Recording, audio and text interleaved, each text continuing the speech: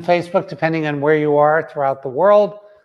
We love to have you. This is Jerry coming from the Rythmia Life Advancement Center. Excuse me, please, in Guanacaste, Costa Rica. I'm a little bit under the weather. What is Rythmia? Rythmia is a life advancement center that uses ayahuasca.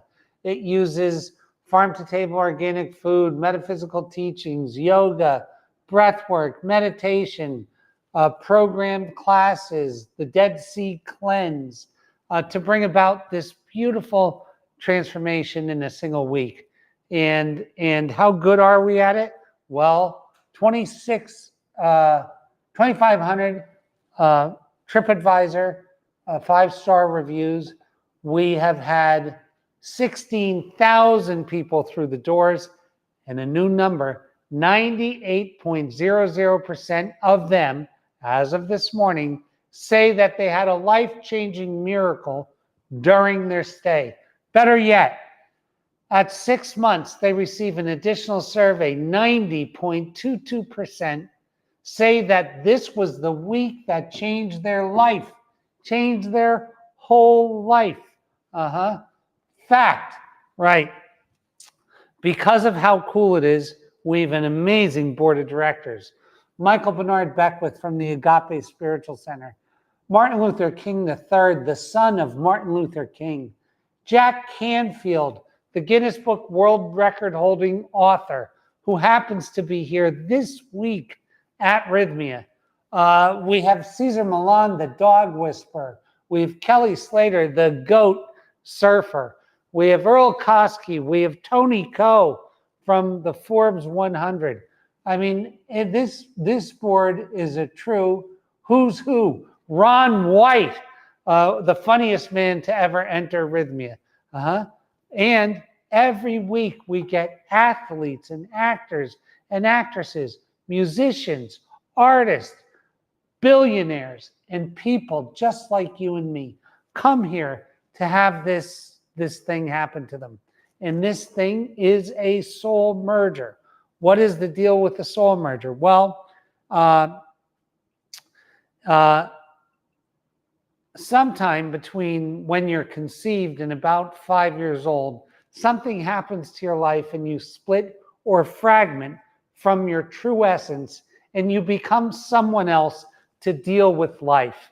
And this is a putting back together, a reclamation, a remerging, a merging of yourself back together. And when that happens, all things in your life heretofore from that moment on change. They change. And I talked about this last week and the week before, that usually what happens to someone who goes through this process, and we have 16,000 test cases to speak from, but when somebody goes through this process, usually what they decide to do is to become a beneficial presence on the planet. And by that, they move themselves off the liability side of the balance sheet, the universal balance sheet, to the asset side, where they're producing more than they consume. And they move from what's in it for me to what can I do for you. And that is a 10-year process. It's harder than anything you've ever imagined.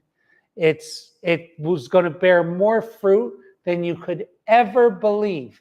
It's going to give you more in terms of self-fulfillment, in terms of a feeling of mastery, in terms of the energetic equivalent of success, which is money. It's going to give you all of those things, in quantities you can't even imagine, right? And that is the truth. So I talked about, excuse me, please, over the past couple of weeks, how hard that journey is. And it is terribly hard. Now, there's all ways for you to become a beneficial presence. You can do it through creating an amazing family, an amazing love relationship, an amazing community, an amazing church, an amazing worship center, You can become an amazing healer, an amazing cook, an amazing artist, amazing business person. There's a million ways to become a beneficial presence on the planet. I want to tell you something. I know investment bankers that have come here and had this thing happen to them and turned their life into becoming amazing beneficial presence on the planet in their chosen profession, right? So it's in whatever you want it to be. Now, how hard is it? It will be the hardest thing you've ever undertaken in your life, depending on how big you want to go. How much of a change do you want to make? How much of an impact do you want to make on the world? How much of a beneficial presence do you want to be to your community and the people you serve? I want to tell you, for me personally, I spent the first 50 years of my life taking.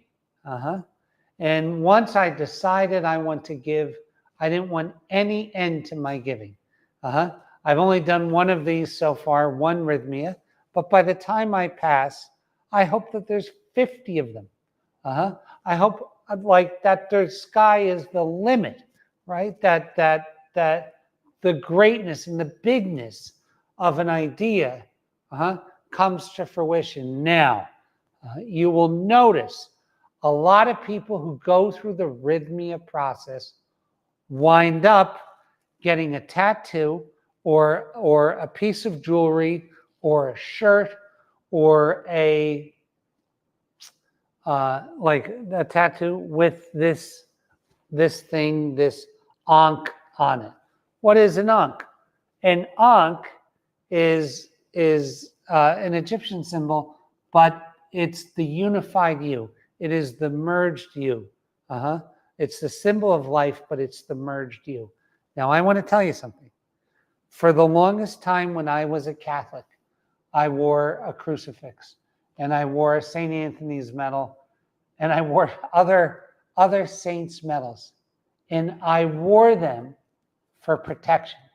I thought, and the whole time the world needed to be protected from me, but in my mind, I was wearing those as protection.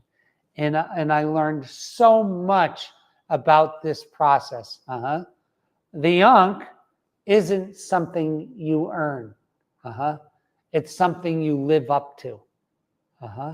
The ankh isn't something you learn. It's something you live up to. The cross of Jesus isn't something you earn. It's something you live up to. This is the difference in these theories of what's in it for me versus what can I do, right? So how does plant medicine work into becoming a beneficial presence on the planet? Well, the mother shows you your absolute highest potential. It shows you in your perfection at the top of your curve, everything that you can possibly do. It shows you because you have all of the ingredients to do it. What she won't do is make it for you. I want you to hear that. I want you to really hear that. She shows what you can do with all of the ingredients that have been given to you, that are the unique combination of elements that create you. So she shows you in your highest potential, right? The work is all you. And how hard is it? It's the hardest thing you're ever going to do in your life. Well, Jerry, that goes in direct opposition to what some of the thought leaders describe as flow. Flow happens after a particular point. It's a curve. Flow happens when inertia, hard work, planning, labor, intense labor, failure. Flow happens near the end of that curve. Like for my friend Papa John I forget when he told me it happened for him. I think at 1,000 stores, it started to get easier. A little bit easier, right? My athletes, my Kelly Slaters and the like, that after they have 10,000 hours of hard work, it starts to get, I realized I was kind of good at something. So anybody who's telling you that you just flop out of the box and all of a sudden you can play a concerto, they're lying to you, because it does not work that way. What God gives us, what the mother shows us that God gives us, is 100% pure potential. 100% pure potential. She's not going to do it for you. God's not going to do it for you. Your uncle ain't going to do it for you. Your spouse ain't going to do it for you. Nobody in the world is going to do it for you except you. And that is your hero's journey. That is your hero's journey. That's the beautiful part. That's all the fulfillment, all the joy. Now, when you pick the thing you're trying to attain from a merged place, it's easier to hang on to it going forward. It is, because it was picked from a merged place. It was picked from the right place. So people ask me, when is the right time to quit and when do I move on? And I'm going to tell you the absolute truth that I don't think anybody will ever be this honest with you.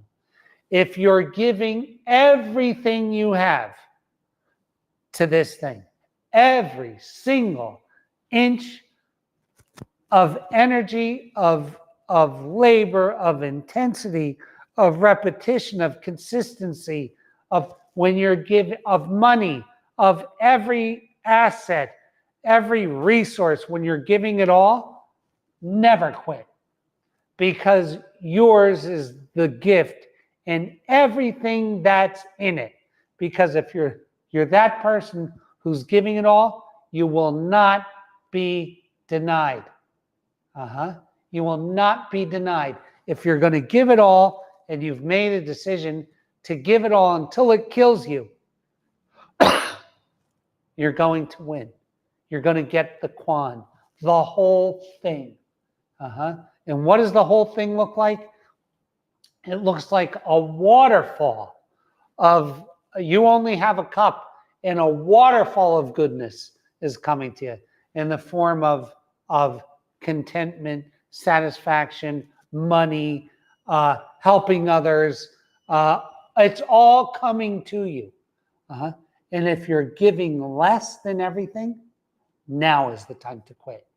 Because if you're giving less than everything you have, you're going to fail. You're going to lose. You're going to fail. So that is the truth of things. That is the absolute truth. And so that's my falcon. So people will say, Jerry, so you're telling the majority of people to quit? Yep, that's what I'm telling them. I'm actually not telling them to quit. I'm telling them to reframe how they think into a more realistic truth, the truth of how the universe works, how a fern grows through concrete, the truth of it, which is give every single inch of everything you have to what you're doing. And if you don't feel that, then you pick the wrong thing, and go back and pick the right thing and make a deal with yourself to never quit until they're stomping the life out of you. And if you do that, you will win. And if you do anything short of that, you're guaranteed to lose. Guaranteed. So that's my message. And that is the absolute truth. I've never seen it work any different. The only people I've seen that have had success outside of what I just described is generational wealth. And those people generally are not successful and live horrible lives. horrible lives. I have friends, that allowed themselves to die. Some killed themselves because of wealth without the fight. Terrible, terrible stories. I could tell you them. I could tell you them till I'm blue in the face. My best friend, I was the best man at his wedding, is no longer here because he lost his will to live out of success without work. So I'm telling you the truth. And then once you get this and it clicks, you're no longer afraid of the struggle. You're actually welcoming the struggle because the struggle is the key to the city. Different mindset, different way of thinking and feeling about things, but absolute fact. Now, there is a piece of a great light at the end of the tunnel. There is, right? And that is near the end, as you're a master of your craft, as you've built the road and the house and furnished it, as the hard work you put in for the last 20 years is behind you, yes, it gets easier. But as it gets easier, it's no more fun. You will find that people long for the good old days, the struggle of the good old days. Just telling you the truth. So what does that teach us? A couple key things. Number one, have a soul merger. Number two, pick how you want to be a beneficial presence from that merged place, not to satisfy your mom or dad, your lovely wife or girlfriend, your lovely boyfriend or husband. No, not your uncle, not your neighbor. No, from here. And then make an agreement to do things every day to attain that, and make the agreement that you will die in the quest for that thing. If you do those things and then have keep an energetic promise that you do that every day, regardless of how you feel, because the earmark of the 20s is do what you feel. And I can show you people who do what they feel. And I can tell you that you have to do the opposite of what you feel, because all growth comes from expansion, and all expansion involves some level of discomfort. It is a fact. What if you were given your heart's desire, what would it be? I'll tell you what it would be. It'd be to sit in bed all day and eat wonderful food and have people come in and have sex with you and drink and da-da-da-da. I mean, produce, yeah. Is that going to get you anywhere? Absolutely, positively, absolutely not. What's harder to do? It's harder to skip some meals. It's harder to get up and exercise. It's harder to go to work when you're feeling defeated. It's harder to put in time into playing a guitar when you suck at it. It's singing when nobody wants to hear it. It's learning and practicing and all those things that are hard, that yield this thing, mastery.